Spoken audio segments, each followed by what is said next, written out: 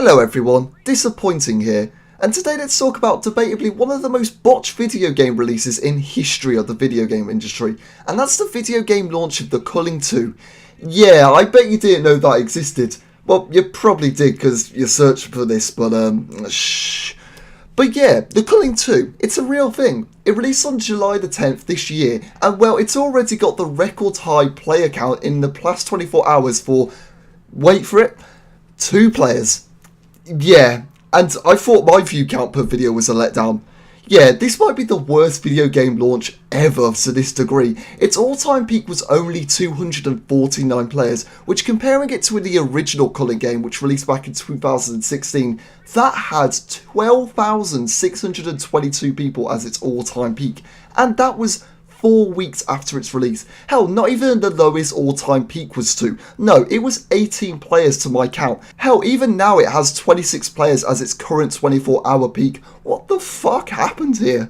Well, I believe the answer is damn simple. The Culling II is a terrible game that has little to no connection to what they made the original Culling game so great, apart from the fact it's a battle royale game, and it cashes in on what made other battle royale games so popular, such as H1Z1 and PUBG. Games which, by the way, were quite different in execution. The original Culling game separated itself from the rivals because it was a melee-focused game, and hell, it was pretty unique on the take for its genre, and that was before it was popularised by PUBG or Fortnite. The game felt more like it was set in an arena than just some random ass islands, and honestly, it felt pretty goddamn fun to play, at least at launch. Now, that game too spiraled out of control as the developers ended up fucking that game up by revamping a lot of the mechanics, such as melee, which basically was the one thing that really separated it from the other games. And people did not take nicely to that, I tell you. Player counts started to drop from the low hundreds to even low tens as reviews also were dropping. The game sits around about 56% at the current moment, and that's sort of been increased by the release of the Culling II because people, well, they're not too happy that the Culling II exists and they're trying to make the Culling original seem better.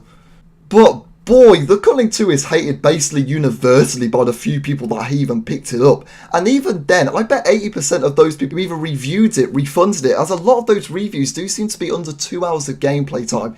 Currently it sits at the ridiculously low 13% review score. It sits on the last page on reviews. It's one of the worst reviewed games on Steam at this current moment, and the games that beat it are mostly negative because of the fact that they are broken outright or they're just asset flips. So honestly, it's in the bottom percentile for Steam games in terms of reception. So the game itself, is it worth your time? Well, like I said earlier, it's awful. It's not even close to worth your time. But does it really have anything redeemable? Not really. I mean, if you want to be first in a battle royale game, play this because you're sure as hell not going to be playing against anyone else and they're not going to be able to beat you to be first. The issue is the map is way too big for even its 50 max player count it offers. The map is 20 kilometers square, which, may I just put out here, PUBG for reference is 8 kilometers square, and there is no vehicles in the Culling II, so the game basically consists of you running around a massive empty wasteland forever until the last zone to kill one person, or that person or you will leave because you just realise, what's the fucking point of playing this game?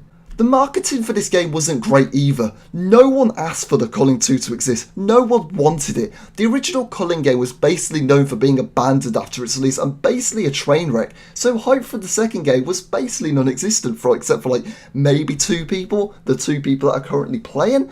But they did it anyway. The announcement came out of nowhere. Not many people were even aware of the announcement. And worse off, they announced it was for $20 or £17 at release. The original Culling is currently £5 or $7, so you know, why would you buy the sequel that has no one playing, has no resemblance to the original Culling, and has more resemblance to PUBG or H1Z1, which the latter of is free on PC and PlayStation 4?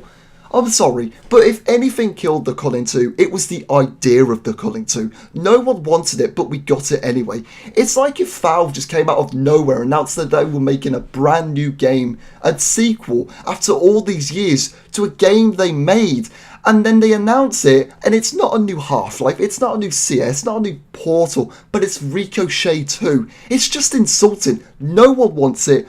I'm sorry, but I have no remorse for Student Xavier here, because this was a stupid idea from the start. I hope they recover from this deep down, but honestly, it will take a miracle if their Twitter has anything to say on this topic. Anyway, that's all for this video. Did you enjoy it or not? If you did, don't forget to like and subscribe, and hell, comment down your opinion down below. I'm always intrigued about what you have to say about the topics I cover.